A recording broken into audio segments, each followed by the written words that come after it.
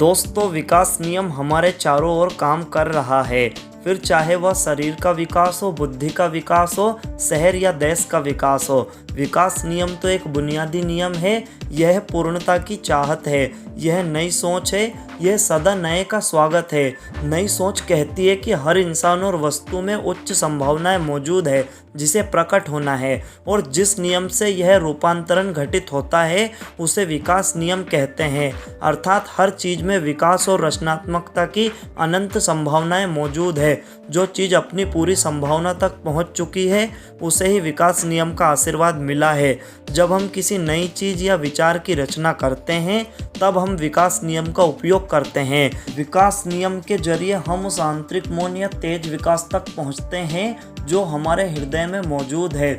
जिस भी चीज़ का विकास हुआ है या हो रहा है और आने वाले भविष्य में होगा, वह अदृश्य में संभावना के रूप में पहले से ही मौजूद है। जहाँ यह अप्रकट है और अदृश्य बनी रहती है, हर चीज़ में विकास की संभावनाएं अनंत है। इस संसार में जो स्पष्ट दिख रहा है वह अदृश्य संभावना का अंश मात्र है।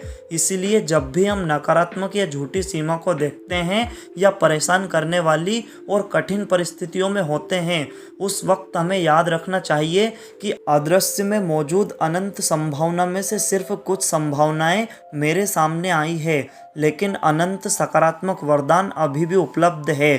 तभी विकास नियम आपके जीवन में खुलकर कार्य कर पाएगा। हमें नकारात्मकता के सांप को विकास नियम के जरिए नवनिर्माण की सीढ़ी में बदलना सीखना चाहिए। ऐसी परिस्थितियों के बीच में भी हमें अपने मन की आंखों से ईश्वरीय गुणों को देखना चाहिए। इससे अदृश्य कुदरत को नया आदेश मिलेगा कि वह ईश्वरीय गुणों को आपके जीवन में प्रकट कर दे। इस तरह हमें बस आस्था के बीज बोने की ज़रूरत है और फिर चमत्कार होने का धैर्यपूर्वक इंतजार करना है। आप जानते हैं कि चित्रकार नए रंगों का निर्माण करने के लिए कई बुनियादी रंगों को मिलाता है।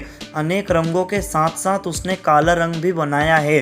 कोई सोचता है कि उसने काला रंग क्यों बनाया है, जो निराशाजनक दिखता है, लेकिन चित्रकार के लिए काला रंग भी किसी अन्य रंग जितना ही महत्वपूर्ण है। काले रंग की बदौलत वह अपनी कला को गहराई देकर इसे त्रिआयामी रचना बना पाता है। कई मामलों में काला रंग दूसरे रंगों की सुंदरता को उभारता है और बढ़ाता है। कुछ लोग बेसुरा गाते हैं, लेकिन रचनाकार की योजना में वे भी महत्वपूर्ण भूमिका निभाते हैं। यदि वे न होते तो अच्छे गाने वाले लोगों का कोई मोल न होता। हमें विकास और तेज विकास के खेल को जो इस दुनिया में निरंतर खेला जा रहा है उसे समझने की ज़रूरत है। आइए दोस्तों, अब जानते हैं कि विकास नियम के स्वामी कैसे बने। हम जहां काम करते हैं हमें उस क्षेत्र का पूरा ज्ञान होना चाहिए। हो सकता है कि हमें उस क्षेत्र का पूरा ज्ञान ना हो। ऐसी परिस्थिति में अधिकतर लोग कार्य बंद करके पूरी जानकारी हासिल होने का इंतज़ार करते रहते हैं। यह याद रखें, काम करते करते कुछ उलझनें खुद ब खुद सुलझने लगती है। खुद से पूछे, क्या मैं काम से बचने के लिए पूर्ण जानकारी मिलने की आड़ में बहाने तो नहीं बना रहा हूँ? क्योंकि अधिकतर लोग इस उम्मीद में इंतज़ार करते रहते हैं कि कोई आकर कठिन कामों को सरल बना देगा तो वे अपना काम शुरू करेंगे। अगर आप जानकारी के अभाव में बहाने बनाने लग जाते हैं तो आपको काम शुरू करने की आदत डाल लेनी चाहिए। इसका ये अर्थ नहीं है कि आपको पहले से ही योजना नहीं बनानी चाहिए। इसका अर्थ तो बस यह है कि आपको तब तक इंतज़ार नहीं करना है जब तक कि आपको अपने मनमाने तरीके से बात समझ में ना आ जाए। विकास नियम को सक्रिय करने के लिए हमें टालम टोल की आदत से मुक्त होना चाहिए। इसके लिए हमें उसे अलग रख देना चाहिए जिसे हम फिलहाल नहीं समझ पा रहे हैं। भले ही हम काम के सारे पहलुओं को ना समझते हों, लेकिन हमें अपना काम थोड़ा थोड़ा ही सही लेकिन जारी रखना चाहिए।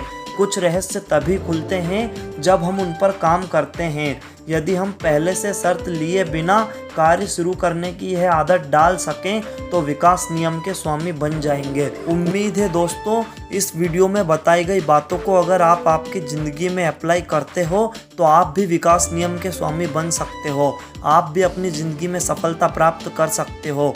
वीडियो अच्छी लगी हो तो कमेंट्स करें और ऐसी ही इंटरेस्टिंग जानकारी के लिए हमारे चैनल को सब्सक्राइब जरूर करें।